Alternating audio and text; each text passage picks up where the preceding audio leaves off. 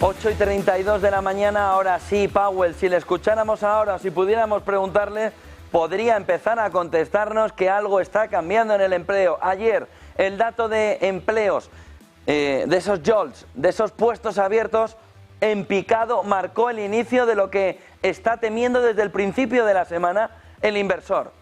Mañana, 2:30, Madrid, 8:30, costa este de Nueva York, de la mañana, veremos el dato de desempleo del último mes en Estados Unidos. Ayer la avanzadilla nos marcó que el empleo no va bien en Estados Unidos y que las empresas están empezando a tirar de los machos, están empezando a recoger la cuerda porque la economía estadounidense ya no funciona como se esperaba.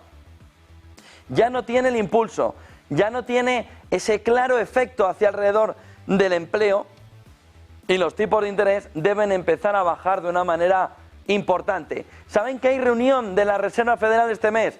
Ahora mismo la bajada de medio punto porcentual es la clave fundamental, pero empieza a ganar cuerpo una bajada todavía más potente, que pudiera ir incluso a 75 puntos básicos. Un golpe de mano de Jerome Powell para recuperar el terreno perdido, para intentar evitar el 5 de agosto con el carry trade, para intentar evitar el miedo que hay ahora mismo en una parte del mercado que estima que igual la Reserva Federal ya está llegando demasiado tarde. Hay varios informes esta mañana que apuntan que la entrada a una recesión puede estar en el final del 24, pero sobre todo en el inicio del 25, y que empieza a reflejar que hay algo que no funciona en el conjunto de la economía estadounidense, muy ligado sobre todo a la economía real, no a la economía en la nube, no a los 7 magníficos. Estarían dándole una especie de maquillaje al conjunto de la economía estadounidense. A partir de ahí, esta mañana vemos la fotografía también alrededor de cómo se empieza a ver en Alemania el capítulo alrededor de una recuperación que parece ya empezar a llegar alrededor de las nuevas órdenes a los pedidos a fábrica. Empieza a llegar algo de movimiento a las fábricas, con un movimiento que ven ahí importante y que tendría que hacerle a Alemania empezar a salir un poquito del lío que tiene montado, sobre todo después del movimiento de Volkswagen. El previo era más 3,9, es verdad que ha caído a más 2,9, es decir, es verdad que aquí hay un movimiento de un poquito de parón, pero es que la previsión era menos 1,7, por lo que es un buen dato. Sobre todo viene a aliviar lo que se está viviendo en Alemania desde que Volkswagen lanzara la alarma a toda Europa, pero sobre todo al gobierno de Scholz, de que la broma se había terminado. El dato de manufacturas, de pedidos de manufacturas, de órdenes a fábrica, sí que nos empieza a reflejar que por lo menos la caída que se esperaba no es un desastre como habría sido el menos 1,7, sino que sigue en términos positivos, pierde algo de fuerza, pero no en barra. De tal manera que tenemos una fotografía que da un poquito de alivio a una Europa que viene con los futuros en negativo, poquito planos, pero en negativo, y que viene también en Estados Unidos con la amenaza de una quinta jornada en negativo en el mercado después del movimiento y de la jornada de ayer. En claves del día, Powell va cogiendo el tono de protagonista después de ver que las ofertas de trabajo en Estados Unidos ayer cayeron inesperadamente a su nivel más bajo desde enero de 2021 y sobre todo los despidos aumentan. Ahora ya se empieza a ver que los despidos van caminando hacia arriba y empieza a verse una fotografía clara alrededor de cómo mañana, cuando conozcamos la tasa de desempleo, ahí sí va a ver el inversor si la Fed se ha equivocado y llega tarde al movimiento de la bajada de tipos de interés. Siempre tiene el as bajo la manga la Reserva Federal de hacer una bajada todavía mayor y sacarse la carta y ponerla encima de la mesa, por poder meterle gasolina siempre tiene. Pero el inversor sigue pensando hasta qué punto la Fed no se ha equivocado en este entorno. Miren el gráfico del JOLTS, de esa apertura de ofertas de trabajo, marcando un camino ya de que algo ha terminado. Es verdad, fíjense, tiempos del coronavirus, el momento posterior y sobre todo ahora esta caída ya de la economía, esta caída del empleo, que viene reflejado sobre todo por una caída de las expectativas del empresario alrededor de la economía.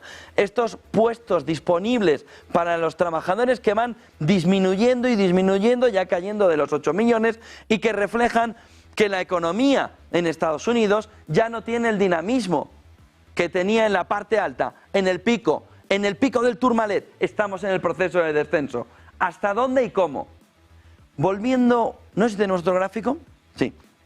Miren el movimiento marcado por Game of Trades, que nos apunta y que asusta alrededor de cada vez que hay un movimiento de cambio de puestos disponibles para el trabajo, es decir, las empresas sacan X millones de puestos de trabajo, cuando los reducen drásticamente como en el momento actual, ¿qué sucede? Viene la recesión. Es decir, los empresarios no quitan las ofertas de trabajo si la economía va bien, la quitan cuando ven que las perspectivas de beneficio se les han desplomado. Y a partir de ahí viene el movimiento alrededor de cómo el empresario, preocupado por cómo puede ir la economía en el medio plazo, retira las ofertas de trabajo y como mucho las deja para reemplazo. Game of Trades nos marca burbuja.com, caída leve, al lado de eso, leve, movimiento de recesión. Caída en la gran crisis financiera que nos parecía una salvajada, leve al lado de esas dos, pero sobre todo al lado de la última.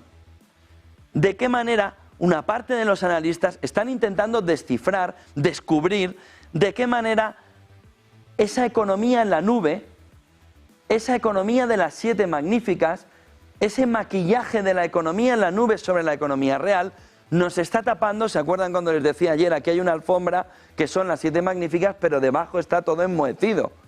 Ese enmohecido es el que no vemos, hasta que no levantemos la alfombra, y lo que hay debajo es eso. Es un movimiento claro de entrada a una recesión, salvada por un Aladdin Powell. Es posible que de repente saque la lámpara mágica y consiga algo histórico por poder, siempre puede ser, pero los indicadores nos marcan el movimiento de una recesión profundísima y solo tienen que ver de qué manera en el 2000 con las .com la cantidad de puestos disponibles fue mucho menor la que salió del mercado, en la gran crisis financiera también fue mucho menor, en el coronavirus superando a la gran crisis financiera es menor todavía que la actual,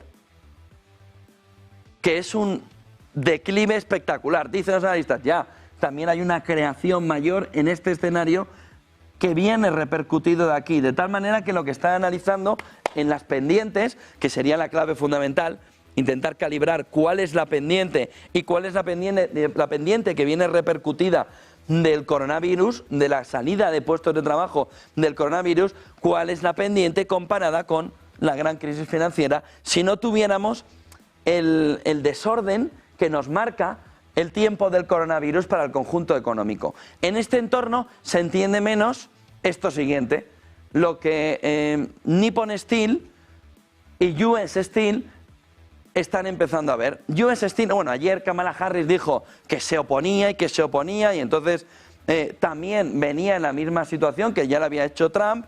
Los dos se oponen a una oferta japonesa de 14.900 millones de dólares, sobre todo porque tienen un problema en las elecciones. Pero US Steel ya advierte que los empleos de Pensilvania es uno de los estados clave en las elecciones, ¿eh? En Pensilvania perdió Trump las elecciones, entiéndame. Cuando Pensilvania cayó en el lado de Biden, esa noche todos entendíamos que Trump había perdido en las elecciones. Pensilvania es clave. En Pensilvania se juega una parte fundamental de las elecciones presidenciales del 5 de noviembre, por lo que Harris y Trump, Kamala y Trump dicen no, pero US Steel les está advirtiendo, poner la soga. Pero si esto fracasa, estáis poniendo en riesgo una ingente cantidad de empleo si Nippon Steel no compra. De tal manera que pensároslo 2 veces. ¿Qué es lo que empieza a verse en este entorno? Pues como la nueva política viene con los cambios de opinión, hay que esperarse al 5 de noviembre a ver de qué manera uno se levanta y cambia de opinión, o una se levanta y cambia de opinión, y no tiene ningún problema. Es que se limpia, se sacude las sandalias de allí, que le da lo mismo. Dije esto, pero me da lo mismo, hacemos lo contrario. Y eso es lo que ahora mismo una parte del votante en Pensilvania está intentando también descifrar. Kamala ayer no podía decir que sí iba a dejar la compra. Habría perdido Pensilvania. Pero la realidad fundamental es cuánto daño se puede hacer a la economía local solo por las elecciones del 5 de noviembre. Joe Stein advierte ya, dice Financial Times, que los empleos de Pensilvania en riesgo están en riesgo si fracasa la adquisición de Nippon Steel. Vamos a ver el 2 años y el 10 años americano, porque algo ha cambiado en la jornada de ayer, cuando conocíamos que hay menos empleo disponible en Estados Unidos. Miren, el elemento fundamental es este, ya tenemos la curva desinvertida. Hasta ahora habíamos tenido un acercamiento a la desinversión. Lo normal en este entorno es tener un dinero que yo te lo doy, que me lo paguen más caro si lo tienes 10 años que si lo tienes 2 años. Pero hasta ahora no se estaba produciendo eso. De tal manera que el inversor decía, los tipos son más altos a corto plazo que a largo plazo. Y por tanto, a 2 años me tienes que pagar más para que te dé el dinero que si es a 10 años. Pero eso es una anomalía económica. Lo normal es que el dinero, si las condiciones son normales, cueste más a largo plazo que a corto. Ayer, en cuanto salió el dato de las holds, en cuanto salió el dato de que había menos puestos disponibles para trabajar, puestos por parte de las empresas, se giró todo. El 10 años ya tiene un 3,76 de rentabilidad, más dinerico. Si quieres de verdad quedarte mi dinero a 10 años, el 2 años ya gira al 3,75. Y no es menor la cantidad. Ese 3,75 nos está marcando el punto donde el inversor cree que va a caer los tipos de interés de la Reserva Federal. ¿Cuándo? A 2 años. Y está siendo conservador. Ya hay quien apunta al 2. En ese entorno. Ya hay quien apunta a que los tipos cuando pasen 2 años, bono a 2 años, estará en el 2%. Está en el 3,75 la previsión. Con lo que esto va a ir muy rápido.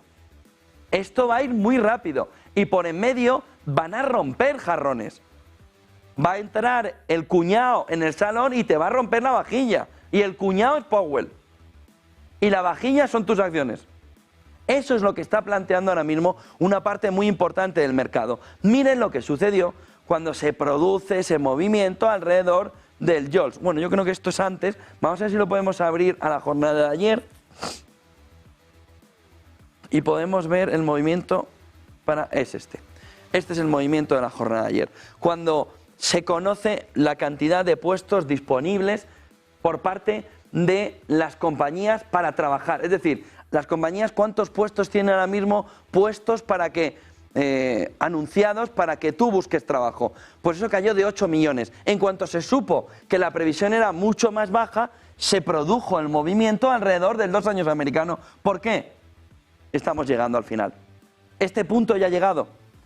No la desinversión, la bajada acelerada de tipos de interés, porque algo se está rompiendo. Podíamos, y lo decíamos ayer, la FED puede entender que por filantropía baja los tipos de interés, pero la realidad es muy diferente. Lo va a bajar porque algo se le está rompiendo. Ha tenido tanto tiempo los tipos tan altos que algo se le está rompiendo. Y ahora ya el inversor está viendo que algo se ha roto y que la FED va a tener que tomar una decisión potente, fuerte, en la próxima reunión. Y por tanto la desinversión se ha producido. ¿Y qué sucede cuando se produce la desinversión de la curva entre el 10 años y el 2 años? Que se inicia un proceso de recesión, siempre menos en 1995, mirando 100 años para atrás. Con lo que puede sacar la lámpara mágica Powell o nos vamos a una recesión de caballo. Volviendo a claves, fíjense porque el otro punto fundamental del día viene alrededor de esa desinversión que ya nos marca el inicio de la posible recesión. Pero nos viene también el día marcado porque Nvidia, que se dejó un 9 hace 2 días, se dejó ayer prácticamente un 2. De tal manera que la compañía, siendo el pilar fundamental, el buque insignia de todo este movimiento económico de la economía en la nube, lleva un 11% en 2 jornadas en Wall Street. Un 11%. Un 11%. Y apuntando además a un cambio de tendencia en el conjunto de las tecnológicas. La clave fundamental, mañana, 2:30, márquenlo a fuego en la agenda, pónganle con el subrayador de todos los colores posibles, pero a las 2:30 se puede liar una descomunal, puede ser una escabechina de inversores, puede ser una espectacular, como el dato de desempleo salga demasiado arriba y se vaya a un 4,4, por ejemplo, a un 4,5.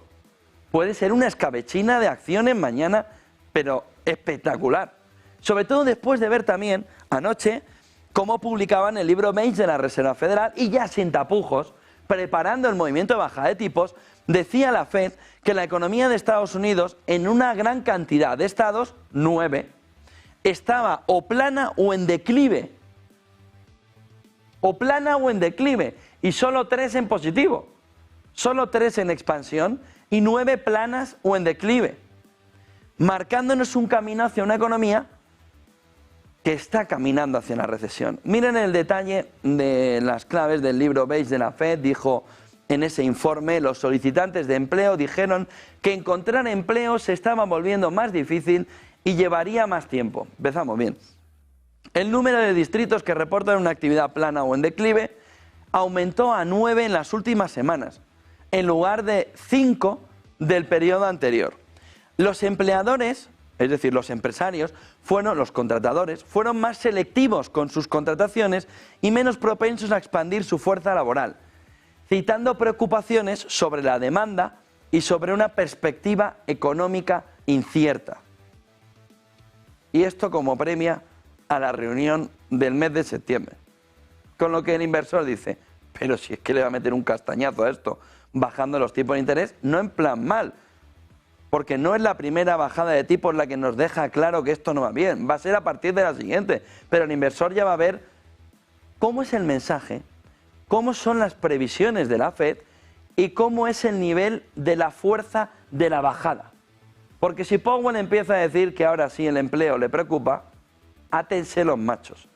Miren, volviendo a claves, Rubner de Goldman Sachs dice que ve una posible corrección el viernes si los datos de empleo son débiles como previo al movimiento de tipos de interés de la Reserva Federal. Y esta mañana más informes, por ejemplo, desde Morgan Stanley, apuntando alrededor de que un movimiento de bajada de tipos de interés nos va a hacer que el final de la semana sea muy movido. Volviendo a Europa, Volkswagen sigue negociando o empieza a negociar con los sindicatos en un entorno donde seguimos profundizando en el mensaje de que la economía alemana tiene un problema serio. Volkswagen sigue defendiendo ante los sindicatos el plan para cerrar las fábricas alemanas por una caída de ventas. Ayer dio más detalles. Volkswagen ha perdido ventas de unos 500.000 coches, el equivalente a unas 2 plantas, las que quiere cerrar. Necesitamos, dijo, en ese mensaje a los sindicatos, aumentar la productividad y reducir los costes. En una economía, en un planteamiento de los políticos, en el que el mensaje al ciudadano es yo soy el adalid de que tú vas a ganar lo mismo trabajando menos, esto es un golpe de realidad, pero con la mano abierta y en toda la cara, metafóricamente hablando.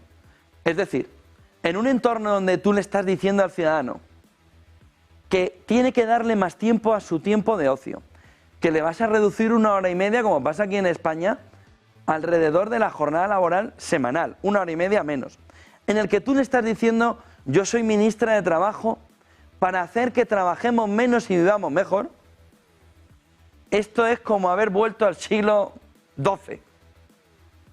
Pero la realidad es que si la economía se está torciendo, ese mensaje demagogo se está yendo por la alcantarilla. Y lo que tenemos es la fotografía de unas empresas que dicen que me parece muy bien todo lo que plantees y me parece muy bien que hayamos hecho un plan hasta 2029 en el que está todo pactado, pero cojo el papel y lo rompo. Porque necesitamos aumentar productividad. ¿Cuánto tiempo llevamos diciendo el problema de la economía española / economía europea es ese? Si no son 8 o 4. El problema es que se produce en las 8 o en las 4. Y en ese entorno, la economía europea, economía española, economía alemana, tiene un problemón de productividad frente a otras economías que han conseguido cambiar estructuralmente la manera en la que estaba funcionando y funcionan mejor que nosotros. China, Japón, Estados Unidos, India, México, Brasil, es que funcionan infinitamente mejor que nosotros alrededor de cómo pueden generar riqueza para sus ciudadanos. Nosotros queremos generar tiempos de horas de sol y ellos quieren generar riqueza.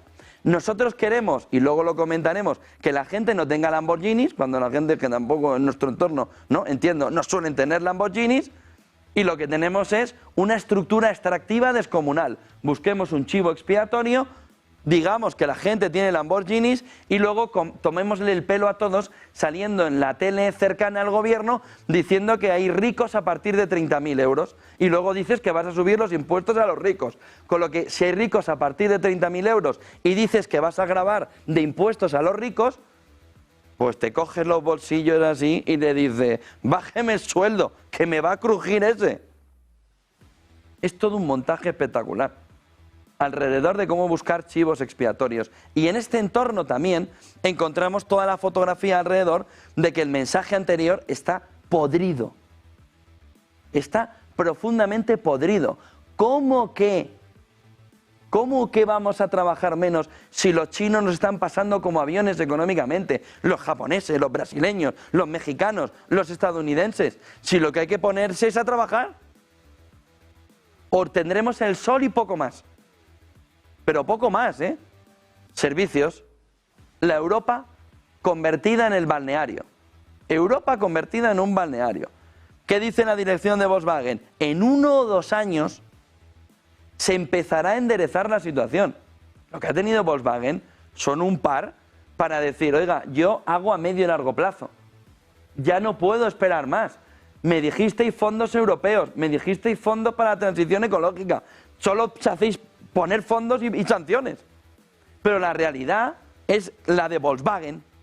Hay una crisis importantísima en la industria europea, tapada por servicios, solo hay que verlo en el PMI de servicios, cuando vamos al compuesto empiezan los problemas, y tapado por esa economía en la nube que nos está maquillando y manipulando la fotografía real. Con lo que Volkswagen ahora mismo es la realidad de la economía. Está abierto en canal dándole todas las razones que sean necesarias. Oiga, es que fabricamos 500.000 coches menos. 2 plantas. Entonces, ¿qué van a estar haciendo los de las plantas? Al sol. Pues para estar al sol que estén en su casa. No, hay que ser responsables. Contrátalos tú. Lindner, Habeck, Scholz, el gobierno alemán, contrátalos tú y los pones a pasear por la calle. Oiga, ¿y usted por qué cobra? ¿Yo? Porque me dé el sol. Hoy no ha salido el sol. Bueno, pues hoy cobro porque no me dé el sol. Pero es que eso no es serio. Si tú tienes 500.000 coches menos producidos, porque tienen menos ventas, 500.000 ventas menos que los tiempos de pandemia, anteriores a la pandemia, oiga, es que ¿qué construyo? ¿Qué fabrico? ¿Pero qué voy a fabricar en este entorno? A partir de ahí, entramos en las claves del mundo en guerra, en una mañana en la que se ve una fotografía alrededor del discurso de Putin, gira la cara completamente alrededor de Asia-Pacífico y vemos cómo poco a poco va caminando ese mundo en bloques. Bueno, poco a poco, va acelerado ya. En este entorno vemos una fotografía clara alrededor de cómo la clave fundamental del mes está en la Asamblea General de Naciones Unidas. Ahí va a ir Zelensky y ahí le va a decir Zelensky al mundo, tengo un plan para obligar a Rusia, cree él, a firmar la paz. Vamos a esperar a conocerlo. ¿Cómo quiere hacer el tránsito?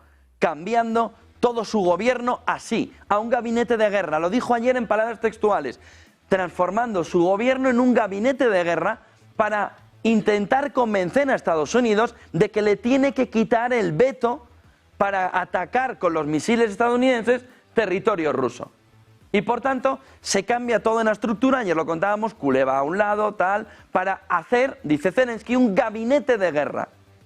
A partir de ahí, Putin espera que Xi Jinping viaje a Rusia en octubre para la cumbre de los BRICS, que van cogiendo cada vez más fuerza, sobre todo con el movimiento de Turquía, de decir, igual mi entorno no es Europa, igual mi entorno son los BRICS.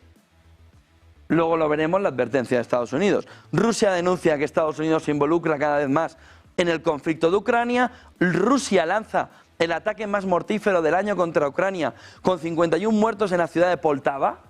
Así es como está ahora mismo el terreno, el ambiente de guerra. Y vemos también la fotografía de Mongolia. Saben que fue Putin a un país que tenía una orden de arresto. Oye, ¿por qué no la ejecuta la orden de arresto? Dice Mongolia: importamos el 95% de nuestros productos petrolíferos y más del 20% de la electricidad de Rusia. ¿Quiere algún mensaje más? La economía como elemento fundamental en ese entorno. La Unión Europea y Ucrania están pidiendo sanciones durísimas contra Mongolia después de no ejecutar la orden de detención de la Corte Penal Internacional. Pero no es la única advertencia, no es la única queja. La otra es Turquía, miembro de la OTAN, queriendo entrar en Europa, cuando ve que Europa está más pendiente de Ucrania y otros países que de darle entrada a Turquía, Turquía dice: pues los BRICS me encantan, tienen un colorcillo fenomenal. Estados Unidos advierte a Turquía, dice Financial Times, de las consecuencias de las exportaciones vinculadas al ejército a Rusia. Washington busca más acción de Ankara para frenar el comercio fundamental para la máquina de guerra de Moscú. Como Estados Unidos está viendo que Turquía, que era un verso pseudolibre, empieza a coger cuerpo alrededor de un entorno en el que ahí sí Estados Unidos le puede empezar a llamar la atención. Pero ¿cómo que BRICS? ¿Pero cómo que exportaciones? Etcétera, etcétera. Y con toda esa fotografía va creciendo un entorno en el que se va viendo una política de bloques cada vez más dividida y se va viendo una economía que empieza también, como hemos visto esta mañana en el Foro Económico de Vladivostok, a Putin, que se va encalando en dos bloques de una manera clara. ¿Cuáles son las consecuencias en carteras? Complicadísimas de entender. Vamos a preapertura del mercado y seguimos luego con gráficos. Hay más cuestiones en clave esta mañana. Un informe de Candriam nos marca también esta mañana cuáles son las claves fundamentales de la economía estadounidense. Dice Candriam en el informe cómo son los escenarios alrededor de los que Estados Unidos va a calibrar dependiendo de que haya una victoria demócrata o Trump o republicana. Dice que en el caso de una victoria demócrata, que la sitúa Candriam en el 40% de las opciones, habla de un movimiento económico como si fuese de soft landing, ¿no? De una caída sin llegar a caer la economía fuerte y donde no habría recesión. 2,6 en Producto Interior Bruto hasta el 1,7, una bajada también de la inflación del 3,1 del 24 al 2,3 en el 2025, y el problema estaría en un hard Trump, que llama Candriam. 2024 se solventaría con una economía del 2,6, que ya tiene pinta que va a ser ese entorno en el que consiga cerrar la economía estadounidense, pero ahí viene el lío. Un hard Trump dejaría la economía estadounidense con la duda de algún par de trimestres en negativo y con un crecimiento interanual de solo el 0,6%, con una inflación que repuntaría por la llegada de un Trump más proteccionista que haría meterle más en política fiscal dinero a la economía, según estima Candriam, y le haría repuntar ese hard Trump la inflación hasta el 4,5%, teniendo otra vez que subir los tipos de interés al entorno del 5,5%. Teniendo que subir los tipos de interés al 4,75, del 4,75 al 5,5. Es uno de los informes clave esta mañana, ¿eh? Es uno de los informes que ahora mismo tiene todo gestor, banca privada, encima de la mesa. Porque las opciones, 15% de un hard Trump son importantes, las opciones de que la inflación no termine de caer hacia abajo y dejar los tipos más elevados en una opción soft de Trump también son importantes. 4,5 frente a una previsión del 3,9 del 10 años americano. Unos fondos federales que se verían sobre todo bajar del 4,75 al 4 en la opción Kamala Harris, que se verían bajar solo del 4,75 al 4,5 en la opción de paquete fiscal de Donald Trump limitado, no el agresivo, sino el limitado, del 4,75 al 4,5.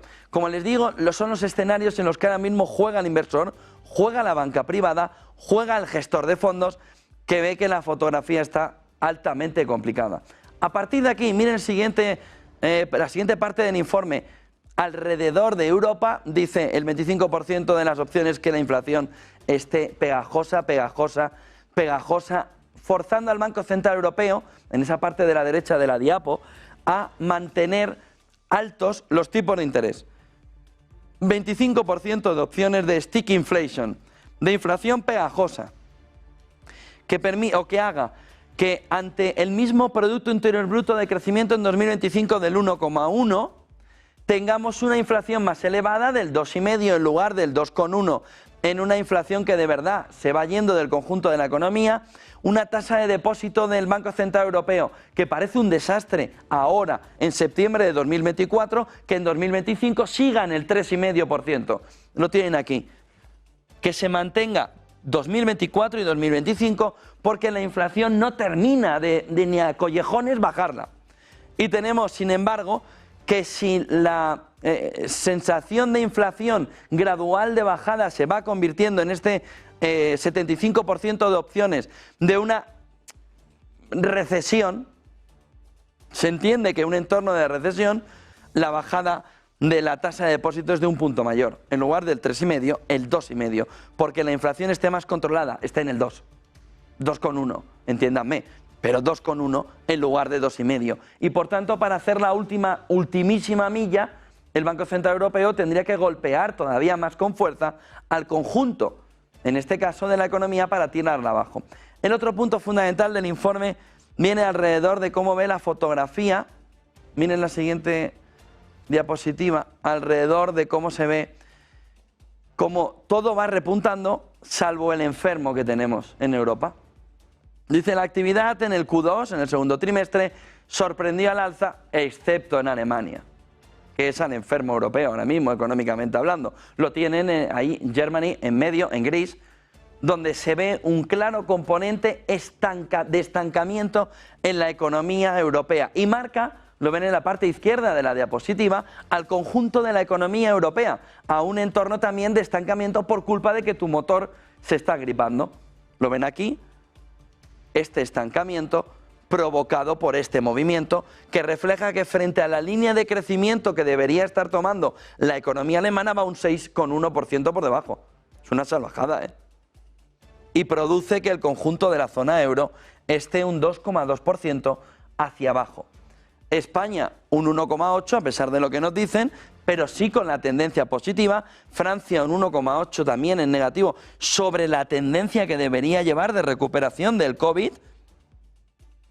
E Italia, Meloni, marcando un camino completamente distinto. Lo tienen arriba a la derecha, más 2%, siendo lo que lanza hacia arriba. Pero lo de Alemania es una salvajada.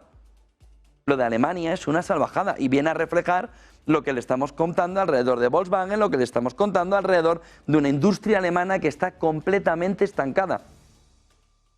Ahí lo tienen, completamente estancada, con un Producto Interior Bruto que está plano, que salía y que salió, pero que no, que esto no es el comportamiento de la economía alemana, salvo que haya basics, drivers, que están sin funcionar en la economía. ¿Por qué?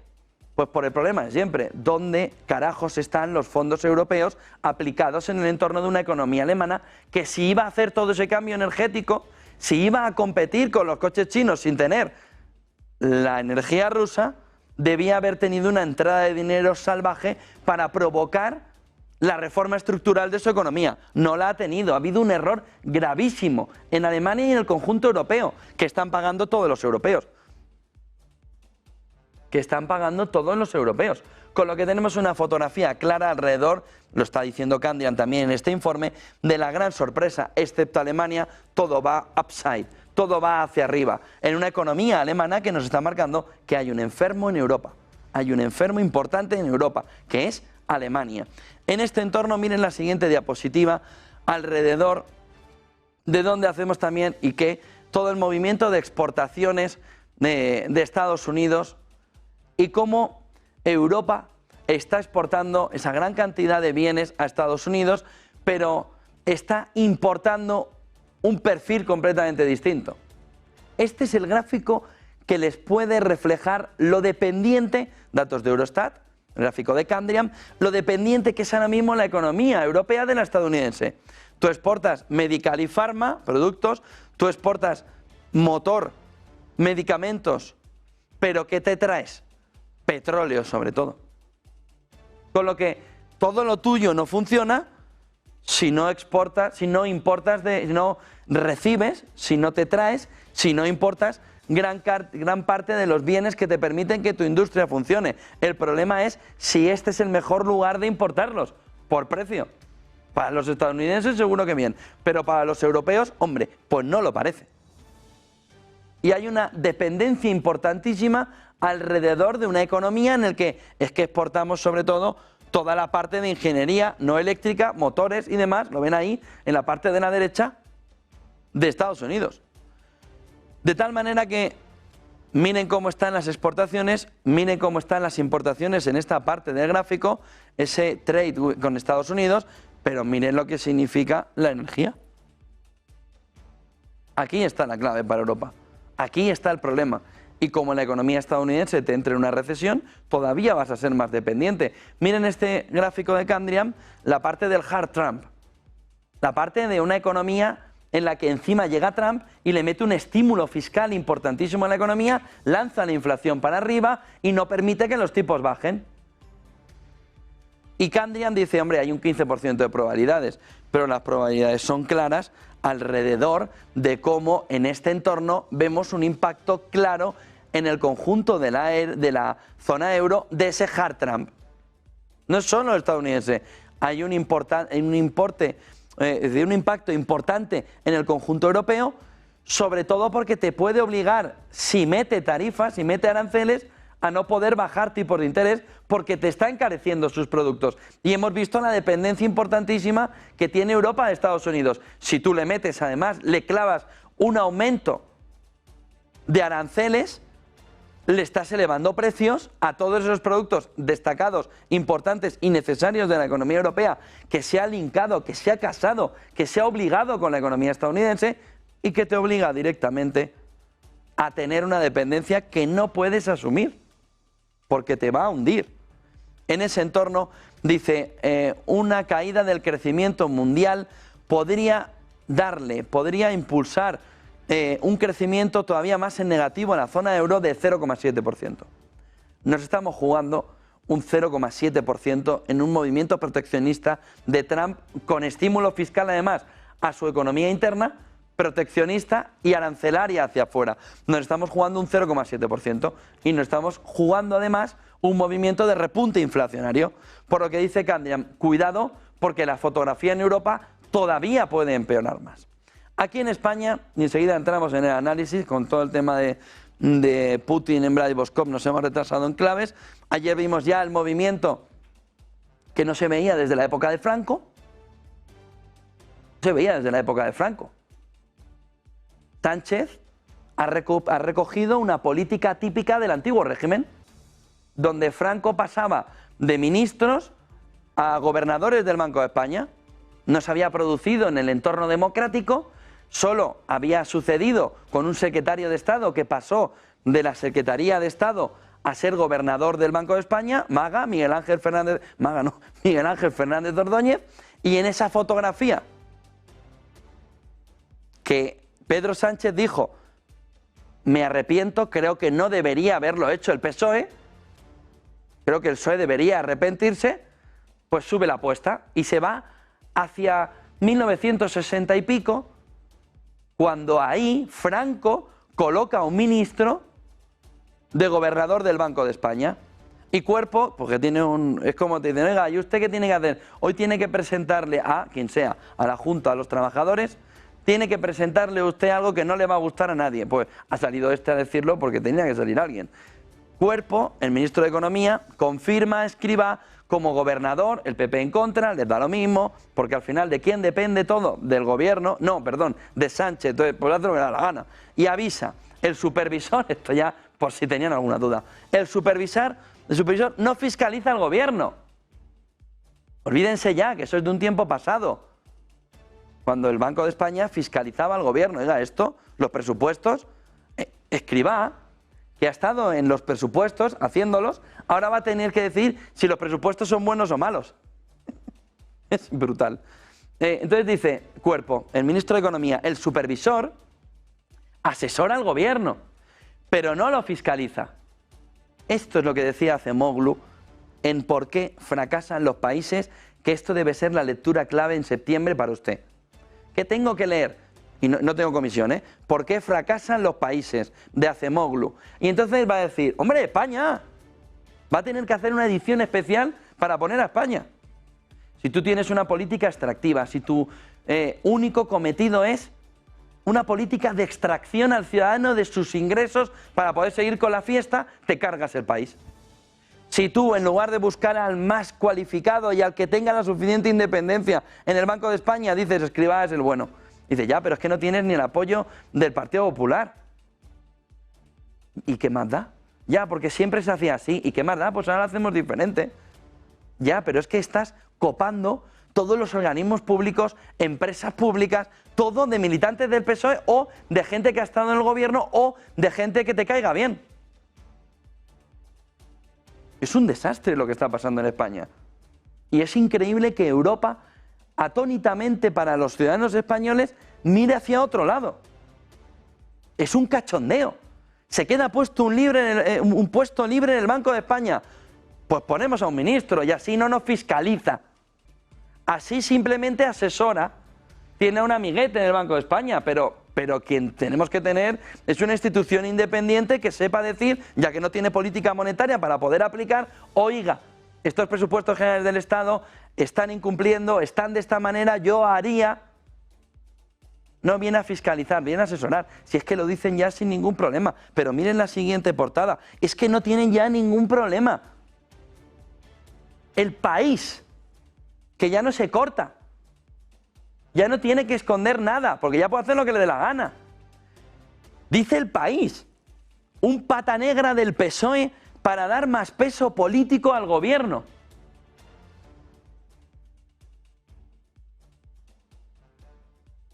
¿Pero qué es esto? El PSOE tiene 48 millones de ciudadanos con el carné del Partido Socialista.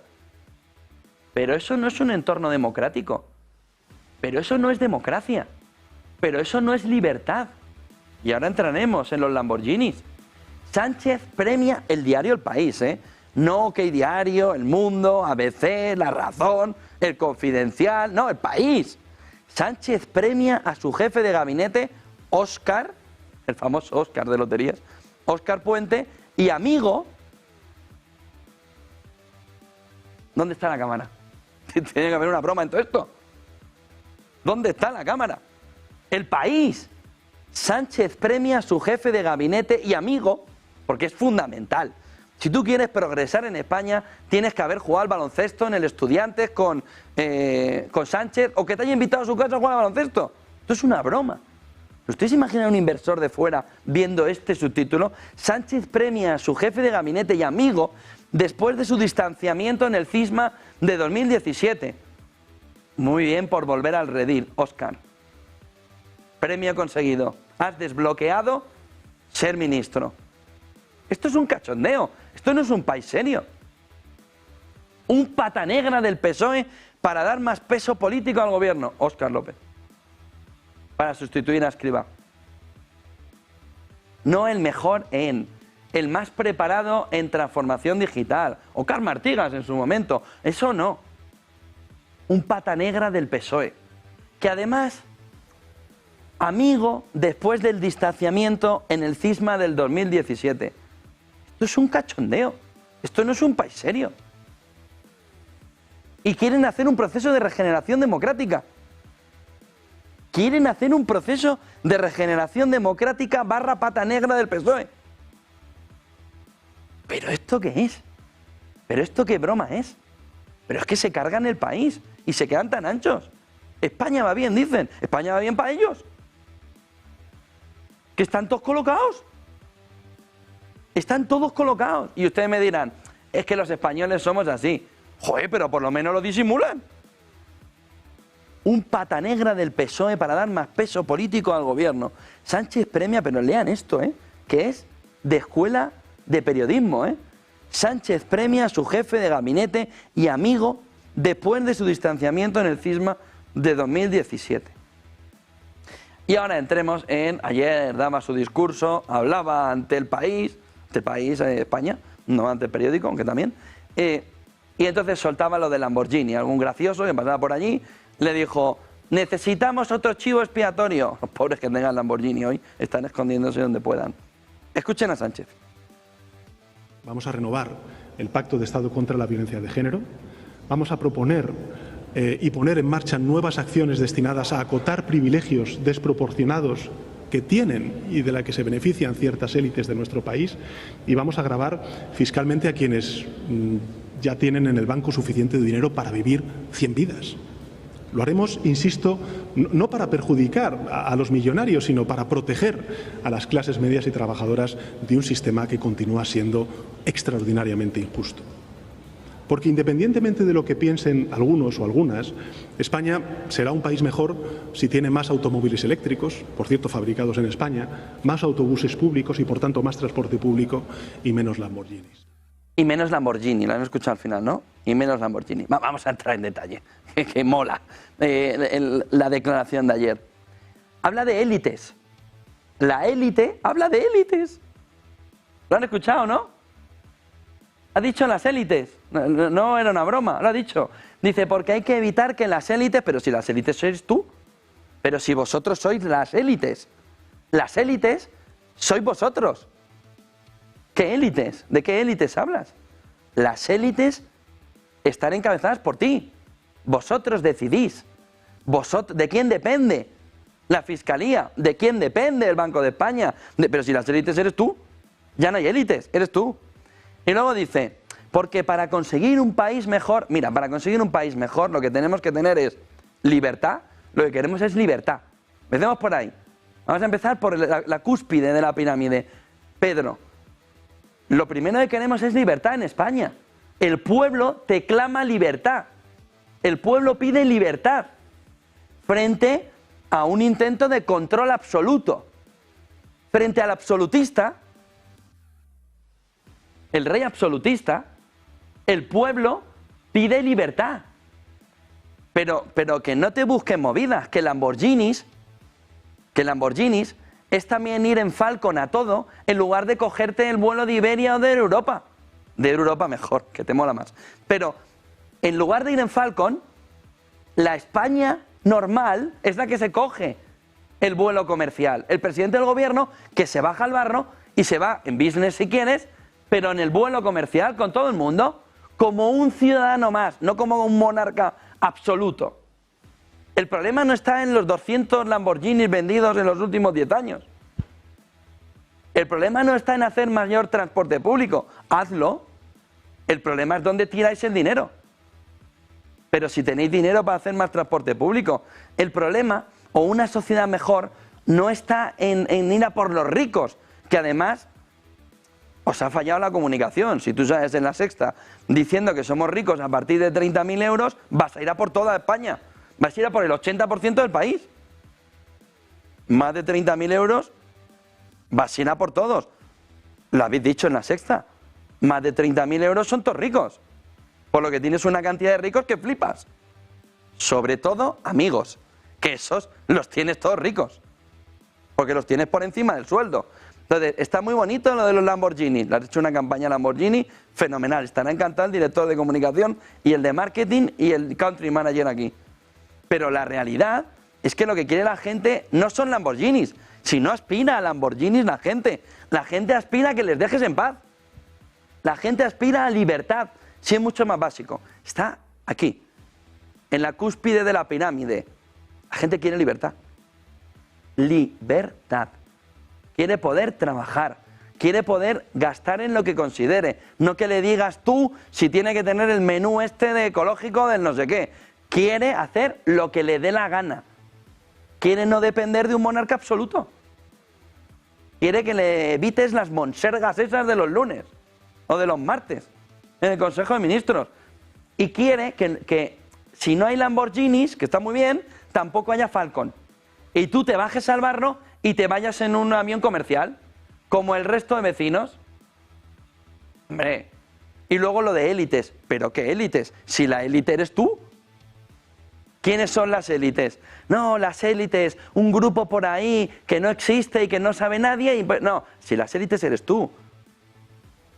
Pedro Sánchez, élite. No la serie. Pedro Sánchez, élite. Pero si tú eres élite y todos tus amigos. Hombre, si con 30.000 euros son ricos, algunos amigos que tienes cobrando del erario público más de 200.000, los patas negras, más de 200.000 no son ricos, son multimillonarios. Más vale ver la paja en el ojo ajeno y dejar de ver continuamente la estaca. Más vale ver la paja en el ojo ajeno y no la estaca en el ajeno. Más vale ver la paja. No vale tanto ver la paja en el ojo ajeno y no verte tú la estaca en el tuyo. Almeida, el alcalde de Madrid, bueno, es para coger sus declaraciones y enmarcarlas en oro. Escuchen lo que decía Almeida al respecto de lo que estaba diciendo en este entorno, lo que estaba planteando en este entorno sobre Escrivá.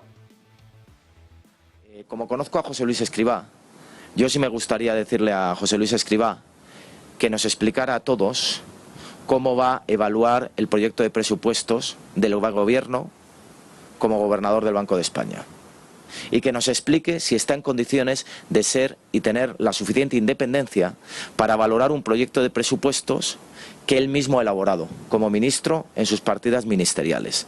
Y que explique José Luis Escrivá si de verdad considera que se dan las condiciones necesarias para ser independiente. Porque lo de Pedro Sánchez ya lo sabemos. Pero yo reconozco que lo de José Luis Escrivá no lo suponía. Porque le conozco, trabajé con él, sé lo que es montar una institución independiente con él, como fue la Autoridad Independiente de Responsabilidad Fiscal, sé los esfuerzos que hubo que hacer para preservar esa independencia, sé lo que opinaba José Luis Escrivá hace 10 años sobre la independencia y no tengo ninguna duda de que ha cambiado radicalmente su criterio sobre la independencia de los órganos supervisores y reguladores, y que el José Luis Escrivá de hace 10 años hubiera criticado duramente que una persona pase del Consejo de Ministros por la mañana a ser gobernador del Banco de España por la tarde, y que José Luis Escrivá no está en condiciones de emitir su criterio con la independencia y la rectitud de criterio que se le debe exigir a un gobernador del Banco de España. Por tanto, yo ya no me fijo en Pedro Sánchez, porque todos conocemos a Pedro Sánchez. Como conozco a José Luis... 9:31, clave sostenible del día de la mano de Naturgy.